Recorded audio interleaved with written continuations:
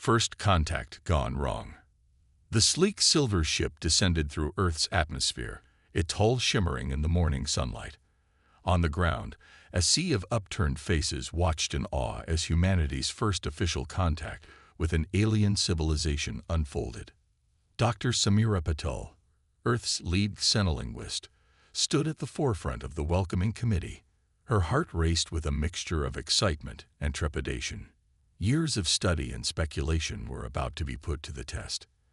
As the ship touched down on the specially prepared landing pad, a hush fell over the crowd. With a soft hiss, a ramp extended from the vessel's side. Samira held her breath as the first alien figure emerged. The Galatian ambassador was tall and slender, with iridescent skin that seemed to shift colors in the sunlight. Its large, multifaceted eyes scanned the assembled humans with an unreadable expression. Samira stepped forward, her hands raised in what she hoped was a universal gesture of peace. "On behalf of the people of Earth, we welcome you," she said, her voice amplified for the watching world. The alien tilted its head, antenna twitching. Then, to Samira's amazement, it spoke in perfect English. "We are the Galatian Alliance. We have come to assess your world's readiness to join the galactic community." As the initial shock wore off, negotiations began in earnest. The Galatians, it turned out, represented a vast coalition of alien races. They offered Earth membership, but with conditions. Humanity would need to prove its worth and abide by strict guidelines. Over the next few weeks, cultural clashes became increasingly common.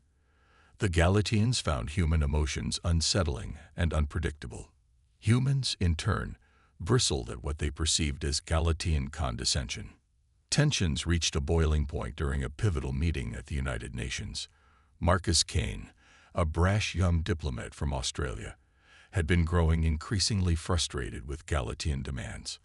As the alien ambassador droned on about the need for humans to evolve beyond their primitive impulses, Marcus snapped. He leaped to his feet, face flushed with anger. "We may not be perfect," he shouted, "but we've come farther in a few thousand years than your lot managed in millions. You don't get to come here and tell us how to live." The Galatian skin flashed a deep crimson, a sign, Samira realized too late, of grave insult in their culture. Before anyone could intervene, Marcus strode forward and jabbed a finger into the alien's chest. It was as if a bomb had gone off. The Galatian delegation erupted in a cacophony of shrill clicks and whistles. Their ambassador turned to Samira, multifaceted eyes glittering coldly. "This meeting is concluded," it said. "You have demonstrated that humanity is not yet ready to join civilized society. We will be in touch regarding further action." With that, the aliens swept from the room, leaving stunned silence in their wake. Samira turned to Marcus, her face pale. "Do you have any idea what you've done?" Over the next few days, the situation deteriorated rapidly. The Galatian ship departed Earth orbit, ignoring all attempts at communication. Then came the message that chilled the world to its core. A holographic projection of the Galatian ambassador appeared in the skies over every major city. Its voice boomed out, filling billions with dread. "People of Earth, your actions have proven that you are a danger to yourselves and others. For the good of the galaxy, you must be contained. You have one planetary rotation to surrender unconditionally. Resist, and you will be subdued by force." As panic gripped the globe, world leaders scrambled to form a response. In a secret bunker beneath Washington, D.C., President Elena Rodriguez addressed her advisors. "Options, people. I need them now." General Weizhong, chairman of the Joint Chiefs, spoke up first. "Madam President, our analysis of Galatian technology suggests they possess weaponry far beyond our capabilities. A direct military confrontation would be inadvisable. So we just roll over," demanded Marcus Kane, who had been brought in as a key witness to the inciting incident. Dr. Patel, who was also present, shook her head. "There has to be a diplomatic solution. If we could just get them to listen." "With all due respect, Doctor," interrupted Dr. Aisha Okafor, Earth's leading physicist. I don't think they're in a listening mood, but I might have an alternative. All eyes turned to the brilliant Nigerian scientist. I've been working on an experimental defensive technology, Aisha continued. It's not weapons, exactly, but a way to disrupt their systems. If we could deploy it effectively, it might buy us time to negotiate. President Rodriguez leaned forward, intrigued. Tell me more. As Aisha outlined her plan, a spark of hope began to grow in the room. It was a long shot, but it might be Earth's only chance. How quickly can you have this ready? The president asked. Aisha's expression was grim. With a full team working around the clock, maybe 48 hours. But Madam President, there's a catch. To deploy this effectively, we'd need to get it onto their main ship. A heavy silence fell over the room. A suicide mission, General Zhang said softly. Marcus Kane stood up, his earlier bravado replaced by quiet determination. I got us into this mess. I'll volunteer to go. You'll need a team, Samira added, surprising herself. I understand their language, their culture. I'm in.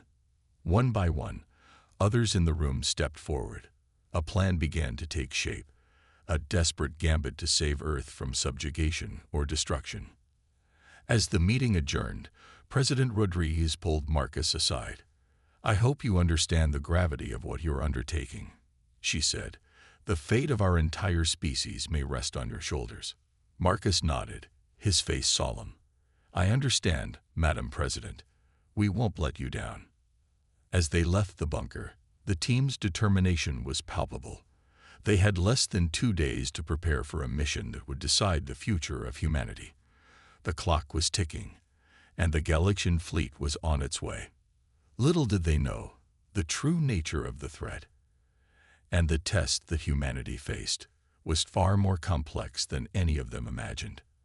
As Earth braced for war, ancient forces stirred in the depths of space, watching with keen interest to see how this young, fiery species would rise to meet its greatest challenge. Preparing for war. The next 48 hours were a whirlwind of activity as Earth prepared for the impending Galician assault. In laboratories and military bases around the world, humans worked tirelessly, driven by a mix of fear and determination. At the heart of these preparations was Dr. Aisha Okafor's team, sequestered in a high-security facility beneath the Nigerian savannah. Aisha stood before a holographic display, her dark eyes intense as she manipulated complex equations. Dr. Okafor, a voice called. She turned to see Marcus Kane entering the lab, accompanied by Samira Patil and a tall, muscular woman Aisha didn't recognize. Mr. Kane, Aisha nodded. Dr. Patil. And Major Yuki Tanaka, Japanese Special Forces. The woman introduced herself with a crisp bow. I'll be handling the tactical aspects of our mission. Aisha's eyebrows rose. Our mission. Marcus stepped forward. We're your insertion team, Doc. Once you've got that device of yours ready, we're the ones who'll be delivering it to the Galicians. A mix of emotions crossed Aisha's face. Relief at not having to go herself, concern for these volunteers, and a touch of guilt for creating the weapon they'd be risking their lives to deploy. I see, she said softly. Well then, you'd better come take a look at what you'll be carrying. She led them to a workbench where a device about the size of a basketball sat. Its surface was a complex array of crystalline structures and pulsing energy conduits. This is the resonance disruptor, Aisha explained. It generates a quantum field that interferes with the exotic particles we believe the Galicians use for their advanced technology. In theory, it should render their ships and weapons inoperable within a certain radius. In theory, Samira asked, a note of concern in her voice. Aisha shrugged. We haven't exactly had the opportunity to test it on actual Galician tech, but the math checks out. Major Tanaka leaned in, examining the device with a critical eye. How close do we need to get for this to work? Ideally, the command center of their main ship, Aisha replied. The effect will ripple out from there, cascading through their fleet's linked systems. Marcus whistled low. No pressure, then. As they discussed the technical details, alarms suddenly blared throughout the facility. A voice came over the intercom. "Attention all personnel. Multiple objects detected entering Earth's atmosphere. This is not a drill." Repeat, this is not a drill. The team exchanged grim looks. The Galatians had arrived early. "We're out of time," Marcus said, his voice tight. "Doc, please tell me that thing is ready to go." Aisha hesitated for a split second, then nodded. "It'll have to be." Within minutes, they were racing towards a hidden hangar. Inside waited their ticket to the stars, a prototype spacecraft, reverse-engineered from recovered alien tech. It was humanity's ace in the hole, a closely guarded secret that might just give them the element of surprise. As they boarded, Major Tanaka took the pilot's seat. "I hope you all packed for a one-way trip," she said, her dark humor masking the tension they all felt. The hangar roof split open, revealing a sky filled with ominous shapes. The Galatian ships hung in the air like massive angular clouds, their surfaces rippling with strange energies. "Hold on to something," Yuki warned as she fired up the engines. The ship rocketed into the sky, its advanced stealth systems their only defense against immediate detection. As they ascended, the devastation below became apparent. Major cities were already under attack, strange energy beams lancing down from the Galatian ships. But rather than explosive destruction, the beams seemed to be deploying some kind of containment field. "They're not destroying the cities," Samura observed, her voice a mix of relief and confusion. "They're quarantining them." "Makes sense if they see us as a virus to be contained," Marcus growled. Their ship shuddered as it punched through the atmosphere. The vast blackness of space opened up before them, filled with the imposing bulk of the Galatian fleet. "There," Aisha pointed. "That has to be the command ship." In the center of the Galatian formation loomed a vessel that dwarfed all others. Its surface was a mesmerizing pattern of shifting geometric shapes, radiating power and alienness. "That's our target," Major Tanaka confirmed.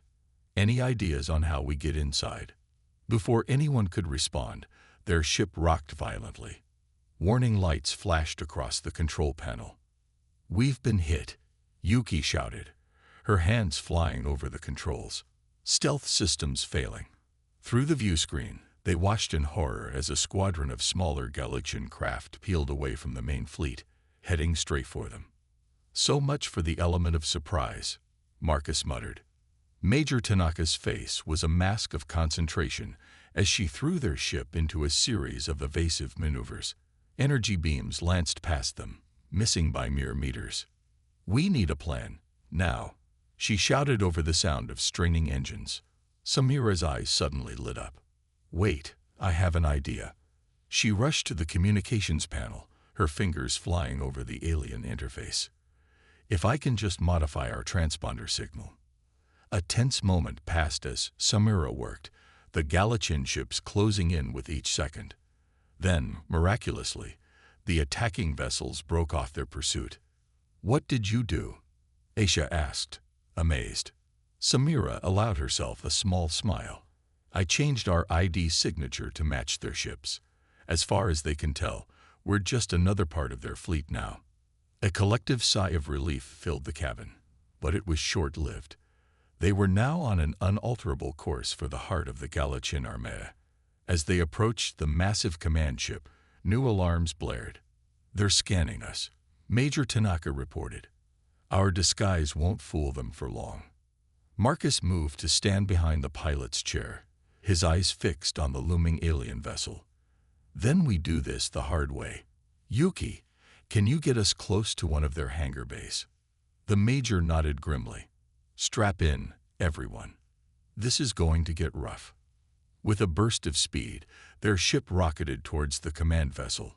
Energy beams began to fill space around them as the Galatians realized the deception. Major Tanaka's piloting skills were put to the ultimate test as she wove through the deadly barrage. "There," Aisha shouted, pointing to a shimmering field on the side of the massive ship, an energy barrier protecting a docking bay. "Brace for impact." Yuki yelled as she aimed straight for the barrier. The world seemed to stretch and distort as they hit the energy field.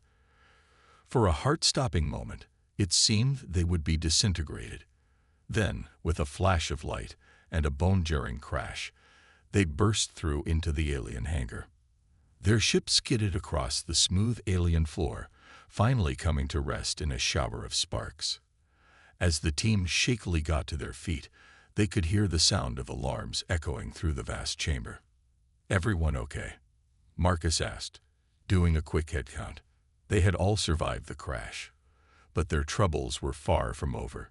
The sound of approaching alien footsteps echoed through the hangar. "Grab what you need and move," Major Tanaka ordered, already pulling weapons from a storage locker.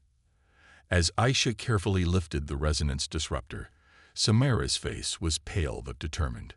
"So, what's the plan now?" Marcus checked the charge on his plasma rifle, a grim smile on his face. Now we do what humans do best. We improvise." With that, the team moved out into the alien corridor, the fate of Earth resting on their shoulders. The real battle was about to begin, and humanity's stand against the stars would be decided in the heart of the Galatine command ship. The battle for Earth begins. The corridors of the Galatine command ship pulsed with an eerie bioluminescent light. Marcus Kane led the team through the alien labyrinth, his senses on high alert. Behind him, Dr. Aisha Okafor cradled the resonance disruptor, while Samira Patul and Major Yuki Tanaka brought up the rear, weapons at the ready. "Any idea where we're going?" Marcus whispered to Samira.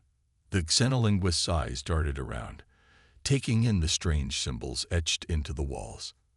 "I think, yes, these markings indicate power flow. If we follow them, they should lead us to the ship's core." A piercing alarm suddenly blared through the ship. The corridor ahead of them began to seal off, translucent force fields shimmering into existence. "They know we're here," Yuki said grimly. "We need to move faster." As if on cue, a squad of Galatine soldiers rounded the corner behind them. The aliens were tall, insectoid creatures with multifaceted eyes and chitinous armor. They raised their weapons, strange, organic-looking guns that pulsed with energy. "Go," Marcus shouted, pushing the others ahead as he turned to lay down covering fire. His plasma rifle spat bolts of superheated matter, forcing the Galatians to take cover. The team raced through the closing force fields, each one tingling against their skin as they passed through. Aisha stumbled, nearly dropping the disruptor, but Samira caught her arm and pulled her along. They burst into a vast chamber filled with swirling, holographic displays. Galatine technicians turned in surprise, their antennae twitching in alarm. "The bridge," Samira breathed, her eyes wide as she took in the alien technology. Before they could react, more Galatian soldiers poured into the room from other entrances. The team found themselves surrounded, a dozen energy weapons trained on them. A tall Galatian in ornate armor stepped forward. Its mandibles clicked as it spoke, the words translated by the ship's systems into a monotone English. "Humans, your resistance is futile and irrational. Surrender now, and you will be contained humanely with the rest of your species." Marcus stepped forward, his rifle still raised. "Thanks, but I think we'll pass on the whole zoo exhibit thing. We're here to negotiate." The Galatian commander's multifaceted eyes glittered. "Negotiate? You are in no position to make demands." "Oh no," Marcus grinned. He nodded to Aisha, who held up the resonance disruptor. "You might want to take a closer look at what we brought with us." The alien's antenna twitched rapidly, a sign of agitation. Samira realized. It recognized the threat, even if it didn't understand the exact nature of the device. "You would destroy yourselves along with us?" the commander asked. "Perhaps your species is even more primitive than we thought." Yuki stepped forward, her voice cold. "We're not here to destroy anyone, but we won't be enslaved either. Now, are we going to talk, or—" She was cut off as the ship suddenly rocked violently. New alarms blared, and the holographic displays erupted with frantic activity. "What's happening?" Marcus demanded. The Galatian commander turned to its subordinates, chittering rapidly in its native language. Samira's eyes widened as she translated. Earth is fighting back," she said, her voice filled with awe. On the main display, they could see the Galatian fleet in disarray. Dozens of small, fast-moving craft were darting between the massive alien ships, landing pinpoint strikes that disrupted their energy fields. "Impossible," the Galatian commander muttered. "Your technology is not advanced enough for this." Aisha allowed herself a small, proud smile. "You'd be surprised what humans can do when we put our minds to it." As they watched, more of the alien ships began to falter, their containment beams flickering and dying. On the surface of Earth, points of light flared as ground-based weapons opened fire, catching the Galatians in a deadly crossfire. The alien commander turned back to the humans, its composure shaken. How did you develop these weapons so quickly?" Marcus stepped forward, his eyes hard. "That's the thing about humans. Push us into a corner, and we don't just roll over. We innovate, we adapt, and we fight back." The ship rocked again as another blast struck it. The Galatian soldiers looked to their commander, uncertainty clear in their postures. Samira saw an opportunity. She addressed the commander directly in the Galatian language, her pronunciation careful. "This doesn't have to end in more violence. We came here to talk, to find a way for both our species to coexist." The alien was silent for a long moment, its antenna waving slowly as it considered. Finally, it spoke. Perhaps we have underestimated your kind." But before negotiations could begin in earnest, a new voice boomed through the ship, deep, resonant, and utterly alien. The Galatians recoiled, dropping to their knees in what looked like terror. "Enough," the voice said, seeming to come from everywhere at once. "The experiment has reached its conclusion." The humans exchanged confused looks. "What experiment?" Marcus demanded. "What's going on?" The air in the center of the bridge began to shimmer and distort. A figure took shape, a being of pure energy, its form constantly shifting and flowing. "Greetings, humans," the entity said. "I am the architect, and you have just passed the first test." The team stood in stunned silence, the battle momentarily forgotten as they tried to comprehend this new development. The fate of Earth, it seemed, was about to take an unexpected turn. As the architect's presence filled the bridge, the very nature of humanity's struggle and their place in the cosmos was about to be redefined. Turning the tide, the architect's luminous form pulsed gently, casting an otherworldly glow across the bridge of the Galatian ship. The human team and the alien soldiers alike stood frozen, caught between awe and confusion. Marcus was the first to find his voice. "Test? What do you mean, test?" The architect's response seemed to come from everywhere at once, reverberating in their minds as much as their ears. "For eons, we have watched young species emerge across the galaxy. Those with the potential for greatness are presented with a challenge, a crucible to prove their worth." Samira stepped forward, her scientific curiosity overcoming her fear. "And the Galatians, they're part of this test." The energy being rippled in what might have been amusement. "The Galatians are our instruments, carefully engineered to present a specific threat. They believe their mission is real, but they are merely players in a grand design."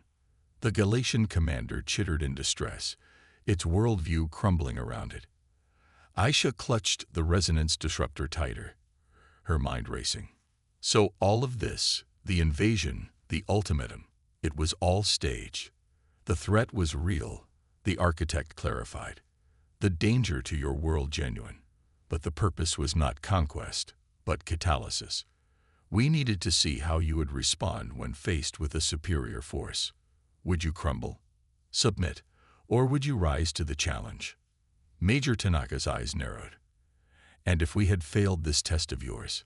The architect's form darkened slightly.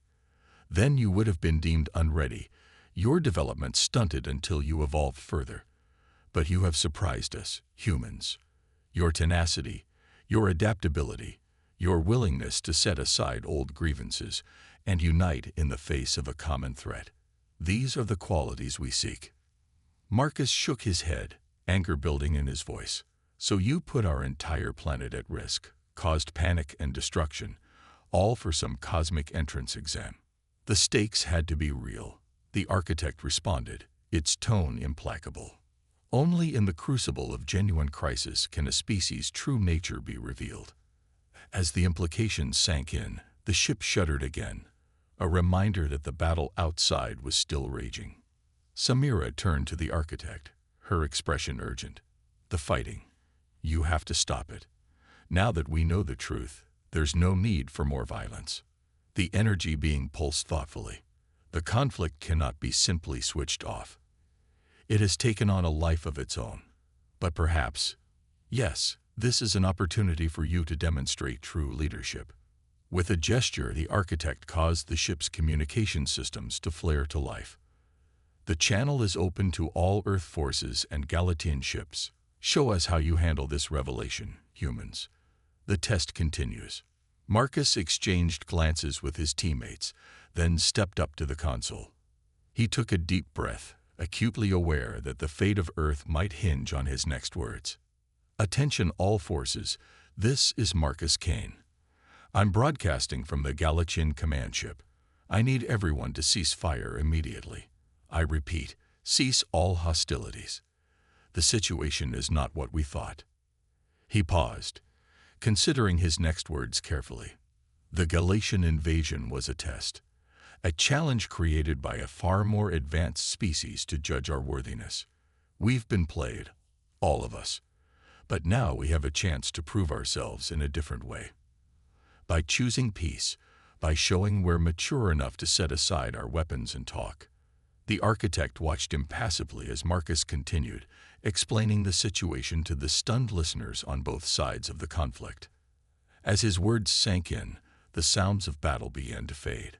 On the holographic displays, they could see Earth ships breaking off their attacks, Galatian vessels powering down their weapons. The Galatian commander stepped forward, its posture uncertain. "If what you say is true, then we too have been deceived. What becomes of us now?" Marcus turned to the alien, his expression softening slightly. "I don't know, but maybe we can figure it out together. This doesn't have to end in more fighting." The architect's form brightened. "An excellent start, humans, but now comes the true challenge. How will you build on this moment? What kind of galactic citizens will you choose to be?" As the energy being spoke, a new holographic display sprang to life. It showed a vast network of stars and planets, far larger than anything humans had ever imagined. "Welcome," the architect said, "to the greater galactic community. You have earned your place among the stars. The question now is, what will you do with it?" The human team stood in awe, the enormity of the moment washing over them. They had come to save Earth, but in doing so, they had opened the door to something far greater. Samira's eyes sparkled with the possibilities. "Think of all we could learn, the civilizations we could encounter." Aisha nodded, her scientific mind already racing. "The technological advancements, the new frontiers of physics we could explore." But Major Tanaka's expression remained cautious. "We'll need to be careful. Just because we passed this test doesn't mean everyone out there will welcome us with open arms."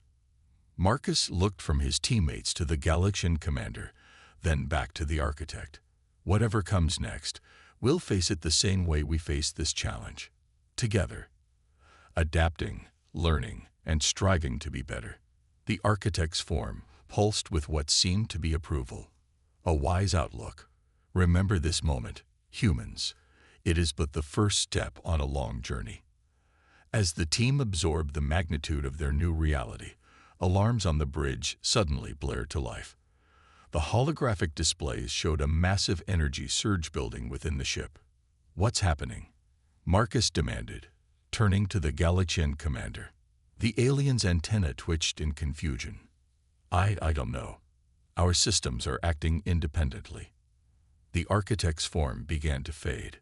Your next trial begins now, humans. Consider this a graduation gift. Before anyone could respond, a blinding light engulfed the bridge. The human team felt a lurching sensation, as if reality itself was shifting around them. When the light faded, they found themselves standing not on the alien ship, but on a windswept plain under an alien sky. In the distance, strange structures rose against the horizon. Where are we? Aisha breathed, clutching the now inactive resonance disruptor. Samira pointed to the unfamiliar constellations above. Not anywhere near Earth, that's for sure. Marcus took in their surroundings, a mix of excitement and apprehension on his face. I think this is where our real journey begins. As the team gathered their wits, preparing to face this new unknown, they knew one thing for certain. Humanity's adventure among the stars was just beginning. The greatest challenges and the greatest opportunities still lay ahead. A new era dawns. The alien sun rose slowly over the horizon, casting long shadows across the windswept plain where Marcus, Samira, Aisha, and Yuki stood. The strange, swirling structures in the distance gleamed in the morning light, their purpose as mysterious as their origins. Well, Marcus said, breaking the stunned silence that had fallen over the group, I guess this is what the architect meant by a graduation gift. Aisha knelt, examining the soil beneath their feet. The atmospheric composition seems Earth-like, at least. We can breathe. Major Tanaka was already scanning their surroundings, her military training kicking in. We need to find shelter, water, and try to establish some form of communication. We have no idea what kind of threats might exist here. Samira's eyes were fixed on the distant structures. Those buildings, they don't look natural. There might be intelligent life here. As if in response to her words, a low humming filled the air. The team tensed as a sleek, silver craft appeared on the horizon, rapidly approaching their position. Get ready for anything, Marcus warned, wishing he still had his weapon. The craft slowed as it neared, hovering a few meters above the ground.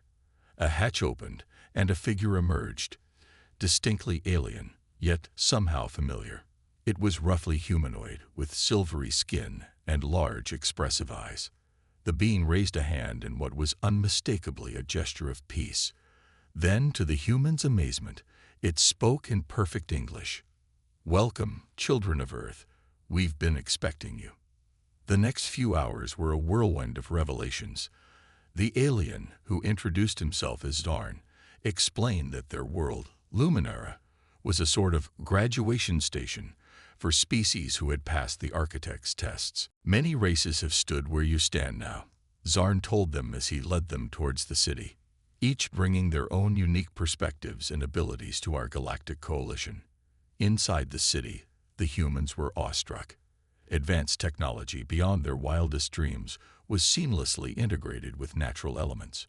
Beings of all shapes and sizes moved about, some recognizable from Earth legends, others defying description. This is incredible, Aisha breathed, her scientific mind struggling to process everything she was seeing. The advancements here, we could spend lifetimes just beginning to understand them. Zarn nodded, a gentle smile on his face. And you will have that opportunity. But first, there is much to discuss. They were led to a grand hall, where representatives from dozens of alien races were gathered.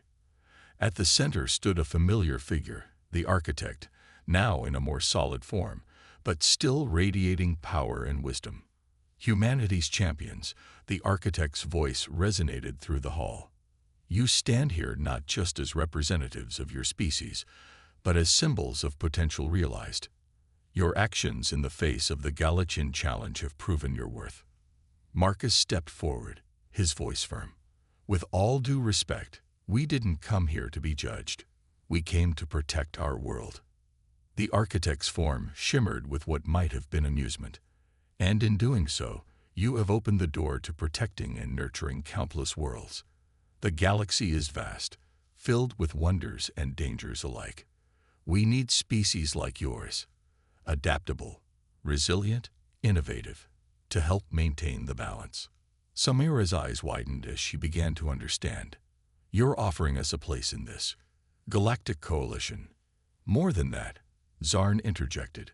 "We're offering you partnership, a chance to learn, to grow, and to contribute to the greatest endeavor in the cosmos, the preservation and advancement of life itself." The implications were staggering. Humanity, in one fell swoop, had gone from a single-planet species to potential custodians of the galaxy. Major Tanaka, ever practical, raised a crucial point. "And what about Earth? Our people back home have no idea what's happened to us." The architect gestured, and a holographic image of Earth appeared, surrounded by the Galician fleet. "Even now, the situation is being explained to your world leaders. They are being offered the same choice we present to you, to join us in our mission." "But," Marcus said, a note of suspicion in his voice, "I'm guessing there are conditions." "Of course," the architect replied. "Great power comes with great responsibility. You will need to prove that you can wield advanced technology wisely, that you can settle your internal conflicts peacefully, that you can be stewards of not just your own world, but of any you encounter." Aisha stepped forward, her eyes shining with the possibilities. "The scientific advancements, the discoveries we could make, and the cultures we could learn from," Samira added, her linguist's mind already racing with the potential of alien languages and societies. Yuki remained cautious. "It sounds almost too good to be true. What's the catch?" Zarn's expression grew serious. "The catch, as you put it, is that the cosmos is not always a friendly place. There are forces out there that seek to destroy, to conquer, to unmake the very fabric of reality. By joining us, you will be expected to stand against these threats." The team exchanged glances, the weight of the decision pressing down on them. They had come to save Earth, but now found themselves poised to change the destiny of their entire species. Marcus took a deep breath, then turned to address the assembled aliens. "We can't make this decision for all of humanity, but speaking for myself, I've seen enough to know that we'd be fools to turn this opportunity down. Whatever challenges lie ahead, I believe humans will rise to meet them." One by one, his teammates nodded their agreement. The architect's form brightened. "Then let it be so. Return to your world, ambassadors of Earth. Share what you have learned. Prepare your people for the wonders and responsibilities that await them among the stars." As the hall erupted in a chorus of alien voices, some cheering, others discussing excitedly in languages no human had ever heard before, Marcus and his team found themselves surrounded by beings eager to welcome them to the galactic community. Samira turned to Marcus, her eyes wide with wonder. "You know, when we started this mission, I never imagined it would end like this." Marcus grinned, the excitement of new horizons beginning to overshadow the trials they had faced. "And, Samira, I've got a feeling this is just the beginning." As they prepared for their return to Earth, each member of the team knew that they were standing on the brink of a new era for humanity. The challenges ahead would be great, but so too would be the opportunities. Humanity had taken its first steps into a larger universe, and nothing would ever be the same again. The stars, once distant and unreachable, now beckoned with the promise of adventure, discovery, and a destiny greater than they had ever imagined.